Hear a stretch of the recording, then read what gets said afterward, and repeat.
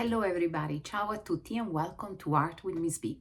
Today we're going to spend time together in our second practice with watercolor. If this is your first time in my channel and you didn't practice before with me, I suggest you and encourage you to do the previous video because we are building together some scaffolding, like solid foundation for you to feel a little more comfortable and at ease when using watercolors. As I was teaching a watercolor unit in my painting class in school, I noticed that the students, probably the 90% of them, struggle a lot to understand and connect with the element of water, which is fundamental for watercolor and is what make the watercolor truly beautiful. There is a little surprise that comes, right, with the use of the water because we cannot fully control it 100%, mostly when we are beginner and intermediate, right? And we're not so expert with watercolor. But as I say to my students, we need to build like foundational skills, and we need to do a lot of practices, starting from the simpler things, little by little building up, so they will be ready to paint, and you will be ready to paint more sophisticated and complicated and detailed images, right? Without feeling overwhelmed, without feeling frustrated, and having control at the same time, like without having control. It's like understanding the right amount of water that you need to use, that you want to use to see the beautiful transparency of the watercolors, the way the color bleed into each other and blend into each other, blend with the paper. That is the beautiful element of surprise. So through these practices that I build for my students, and they are being very successful, I want to say, hopefully they will be successful for you as well. And the first time, so the previous practice, that we started to play around with a very specific color palette. You do not have to copy my choice of colors. Mine was inspired by the color that I see around me. I live in Utah. It's winter. It's very like a gray, but we have some tones of gold from some of the plants, but you do you. My advice is use like no more than 4 colors. You can blend them together, you can mix them, you can just place them next to each other and see the way that they interact. In doing this, not only you will do practice that are meant to build the fine motor skills that you need for watercolors, such as the movement with the brush strokes, right? The pressure that you have to add or done or not on the brush, the amount of water, but also focalizing on one simple and limited color palette is going to be a beautiful opportunity for you to study also that specific color palette and how it works for your creation. So we do exercises by doing patterns, and the repetition of the patterns is going to build your memory muscle and also the practice that you need. Today we're going to do a very similar practice. So with the same type of palette, as you can see, same color palette, we are just going to do a different type of brush strokes. This time is long, and try your best to do it as I do it in the practice. You can stop the video and pause it as many times as you wish. You can watch the video first and then do it at your own time and convenience. Just try your best to do the waves, we can call them waves, lines, stripes, whatever you want, in one single movement. And try and test the right amount of water that you need to in order for the color to truly blend and bleed, sometimes a little bit, and blend with the paper. My advice is also to try your best to leave the gaps between the lines as small as possible. Sometimes they might touch and it is okay because you're practicing. Sometimes if it is too big, you're controlling it too much. Take the risk because these are just practices and you can do as many as you need and as many as you wish. Next time, we are also going to do the same color palette into an abstract design, and final work will be an objective painting with watercolors using the same color palette. And now hopefully you will have a better understanding of the media and more control without having control, so you will truly feel connected. If you didn't subscribe to my channel, please remember to subscribe and help this community to grow. I'm so very grateful and thankful for every single one of my subscribers and my followers. We have I have a website as well where you can peruse around and learn about me, my bio, my collective and solo exhibition, my artistic journey. That is my portfolio with fine art. If you would like to have information, you just shoot me an email in the contact section. I will be happy to answer to your question. There are beautiful products that you can acquire if you wish to do so. So I'm gonna switch the camera, and for this practice, of course, you need watercolor, cup with water, I would say a small, medium, round brush, or whatever you have available at the moment. Watercolor paper. If you have a mixed media paper, you can do the practice. It's just like that the watercolor will not be absorbed by the paper the same way, and so you might have a different result at the end, but it's still going to be a very good practice for your fine motor skills and the mastery of, like, you know, brush strokes and etc. And if you have a masking tape, you want to masking tape the paper on the table as I do, so the paper doesn't move and doesn't bend, and makes your experience and practice way more comfortable. I'm going to switch the camera so we can start. Ciao. Okay, once again, like we did the other time, this is my watercolor paper, vertical directions, and then I put my masking tape to keep the paper from moving, and also to create a sort of a frame that I like to see sometimes. If you don't have the masking tape, hold the paper and you can do the practice, and it won't truly change anything. We are experiencing with the same, like we are experimenting with the same color palette that we did on our previous work, which was, let me show you again. Mine was this palette, very inspired by the fall and by the colors that my environment is featuring right now. Your palette might be different, so go and grab that piece, place it next to you, and then you can choose the same color. This way, this time, we're going to exercise long brush strokes and a sort of a wavy type of pattern.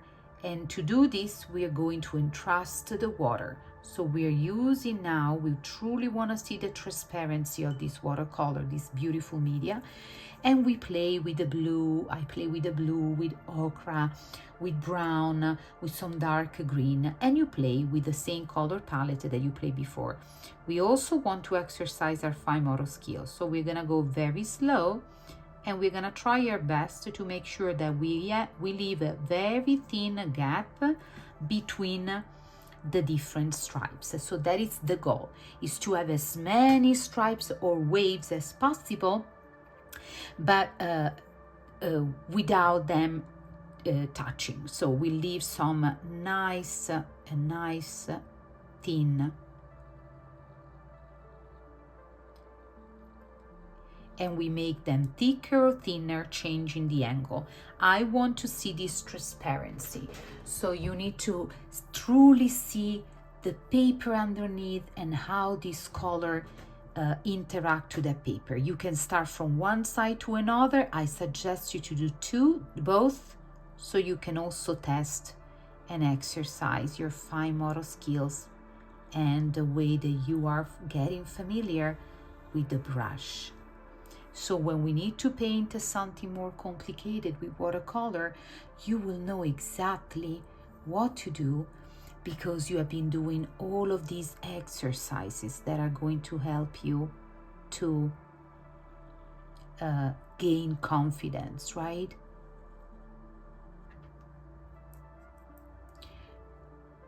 Also here you will decide to do some of the lines or waves.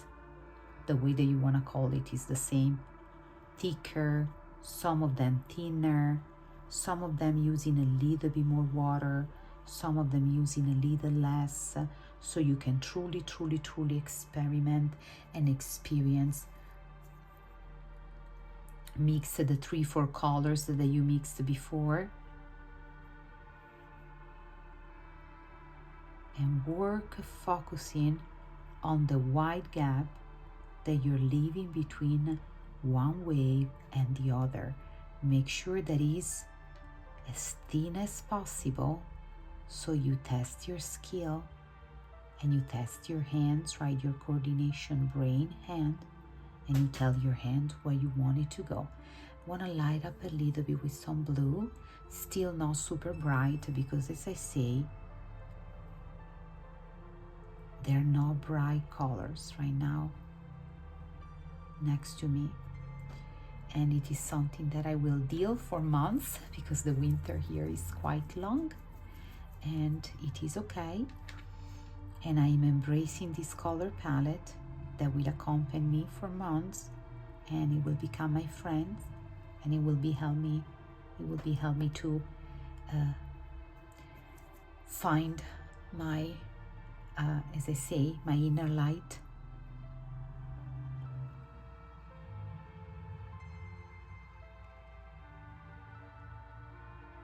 Take your time. If you need to go even slower than I'm going, go even slower. Just never lose the sight of what you're doing with your brush, with your hands on that. Gonna pick a different brown.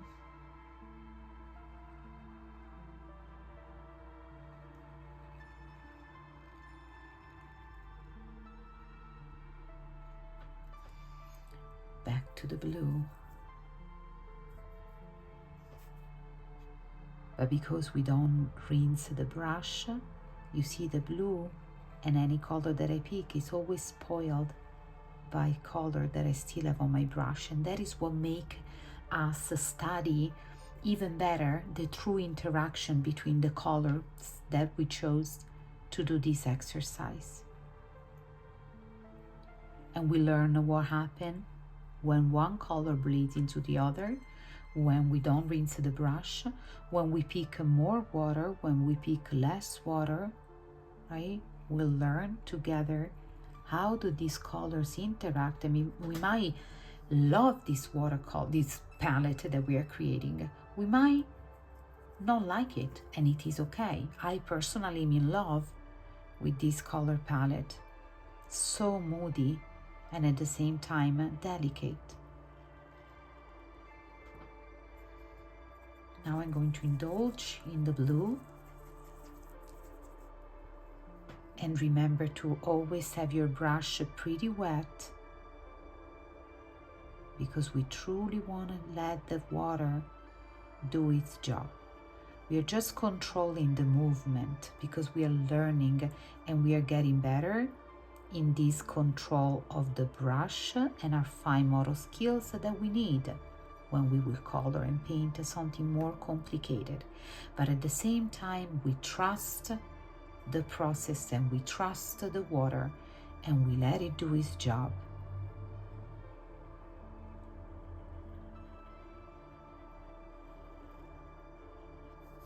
And we release the need to be in control of what color we're gonna have or what color we're not gonna have. We just release that stress from us.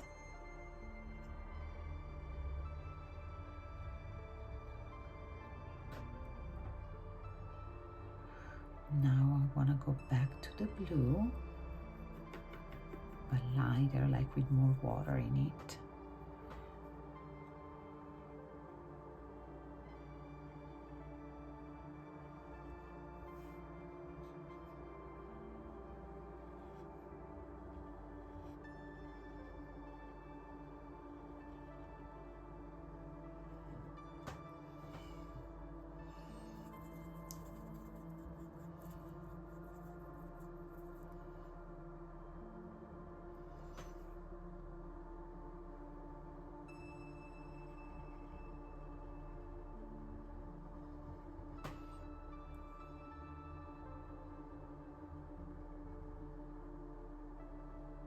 And I'm taking my mental notes. It's like, do I do my strokes better when it's from left to right, from right to left? How do I feel when I execute these strokes? Do I feel relaxed?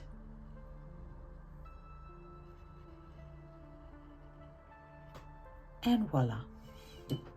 Once your space is filled, is completely filled, you let it settle, you embrace and admire the beautiful transparency and what happened with some colors because the brush was spoiled by the previous one, interacts and bleeds and overlaps. What is like this beautiful element that we cannot control, right? And it gives us the unexpected. We might anticipate a little bit, but we cannot truly know until we have it on paper. And I feel that there is so much value in this experience of getting surprised and not overplan and create with honesty, I want to say, and intuition. In a society that teaches us that we need to plan, and be organized, let's be a little unplanned and intuitive. And now we are going to see these two practices together, our first and our second. Consistency in the color palette, different type of brush strokes and movement that I could exercise in the first and in the second. And then I will see you soon with another practice that will keep building your skills in a simple way so you can do beautiful watercolor without feeling the stress, and also engaging on a deeper level with this media and this technique. I see you all very soon. Thank you. Bye.